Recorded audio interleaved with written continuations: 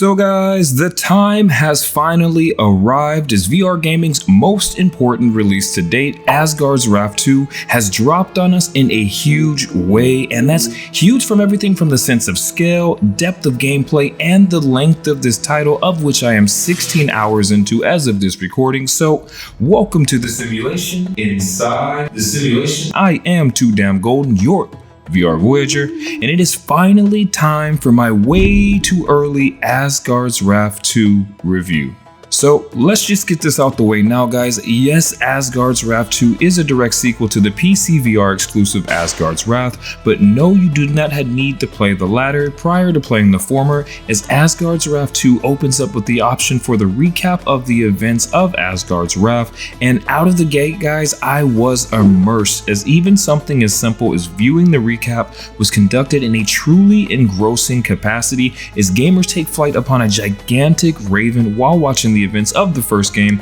take place all around you as opposed to on a flat screen video, which of course is a nice touch to start. As gamers of course are on the hunt for the deceptive trickster god Loki throughout the ancient Egyptian desert, who after escaping imprisonment in a false tavern of Loki's creation finds themselves thrust into the role of a cosmic guardian with the fate of the universe resting on your shoulders, but you know, no pressure or anything. But jumping into the gameplay in this one, I must say that this may quite possibly be the smoothest quest title that I have played thus far. Really guys, everything from movement to climbing and of course combat in this one are buttery smooth and fluid, which to me is one of the main components that separates an elite RPG from a good one, and this fluidity is particularly good in Asgard's Wrath 2 case, as it really helps to maintain a nice pace within his chaotic adventure, and there is a lot to take in. That's what she said! As the scale of damn near everything is absolutely breathtaking. And from the 16 hours I've been able to get into this one so far, it appears that this is an elite RPG with very much a AAA budget feel to it, and a robust amount of RPG elements from basic looting and farming, a nice size yet not overly bloated skill tree, and of course tons of collectibles, side quests, and crafting for players to enjoy.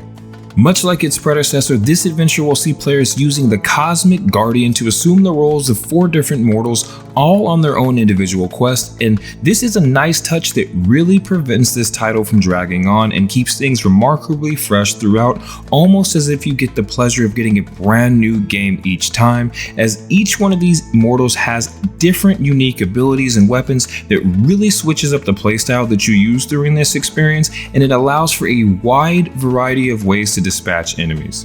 Which is a nice transition to combat, which serves as an absolute highlight for this title, as Asgard's Wrath 2 balances a nice arcade style of fighting with a solid physics engine that only enhances the overall immersion that much more, and it just feels good, guys. It really does. Regardless of which mortal you're inhabiting or which weapon you may be sporting at the moment, combat always feels amazing throughout this one, and I particularly enjoy the axe that the first mortal hero, Abraxas, possesses, is throwing your axe and then pulling your wrist back to recall it is just one of those moments that you truly can only get from VR gaming, and Sanzaru absolutely nailed it in this regard. But of course I would be remiss if I didn't mention that this is a VR game where you will be swinging your arms around as if you are engaged in actual sword fights. Fatigue can definitely be a factor, but to me this really adds to the overall immersive qualities of this title and makes each successful battle feel all the more rewarding,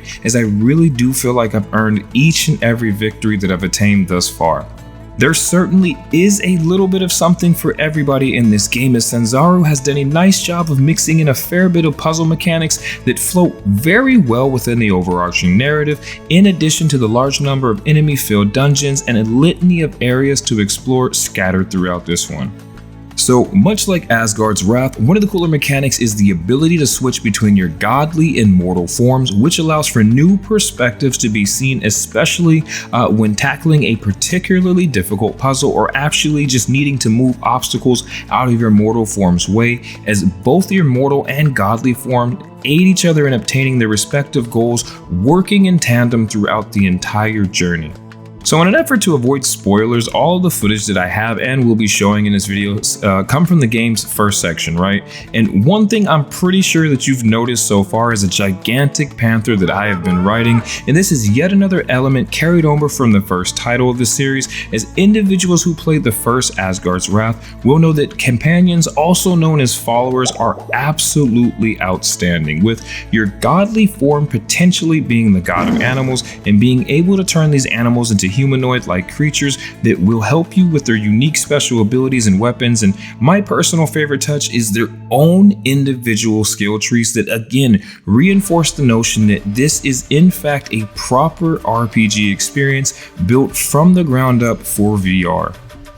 So of course guys, I saved the most contentious point for last in this review in progress, is obviously with Asgard's Wrath being a PC VR exclusive and Asgard's Wrath 2 being a Quest exclusive, there is some loss of visual fidelity, as you can see in the clips on screen, with the textures and overall quality of graphics taking a pretty noticeable hit, right? But I will say that particularly with the Quest 3, the colors are extremely vibrant in this one, and the world definitely does not feel empty at all, with plenty of flora and fauna to view, as well as a ton of mysteries just waiting for you to uncover them. And for a standalone title that has yet to be properly optimized for the Quest 3, Asgard's Wrath 2 visuals are pretty damn good, and it doesn't possess any of that fog light muddiness of other Quest games anywhere throughout this one, at least that I've experienced so far. And honestly, there is a truly unique, complete, and full world to dive into. But if you come into this one expecting the same quality graphics from Asgard's Wrath 1,